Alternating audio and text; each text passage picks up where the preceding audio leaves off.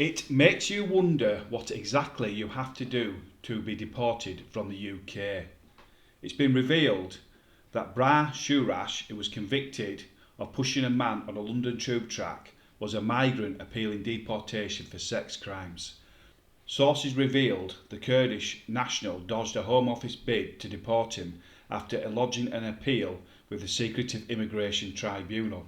A previous hearing was told he had shown a pattern of regular serious offending. He had 12 convictions for 21 offences, including assaults, antisocial behaviour and outraging public decency. He was then free to push a passenger onto the tracks at Oxford Circus London Underground station in February, as he thought the man had given him a dirty look. That was his defence. The terrified victim narrowly avoided death on the live rail and was 4 seconds away from being hit by an oncoming train. During the proceedings last month at the trial, prosecutors said the incident was a random piece of violence against a man who had done absolutely nothing wrong. And why he pushed the victim so hard onto the track, Shorsh said, "He made me angry and I hated him." Shorsh later told the court, "I am very sorry for what happened. I did not intend to kill him and I am not a murderer." As the jury retired to consider verdicts in the trial, throughout which Shorsh was seen smiling in the dock, the judge pointed out he had no remorse for his actions. He was found guilty after just 32 minutes of deliberation by the jury. He will be sentenced at a later date in September.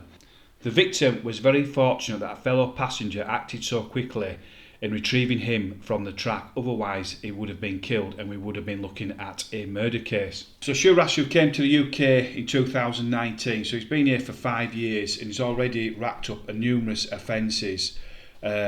12 convictions for 21 offences, so I'm presuming that at some point he's actually served some time. Now we don't know at the moment, we'll find out obviously when he gets sentenced next month, if he has served any time. It's only speculation at the moment. I'm just speculating that he might have served some time for some of the offences what he's committed.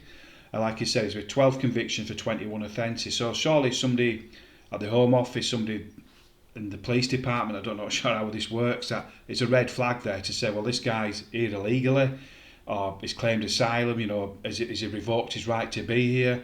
But it seems that no, he hasn't, and they still allow him to continue, or they still allowed him to continue to walk among us, and this is what happened basically. So again, luckily the man was rescued, otherwise we would have been looking at a murder case. A sad indictment of what's going on in this country in the respect of how they seem to put the rights of other people before his own people.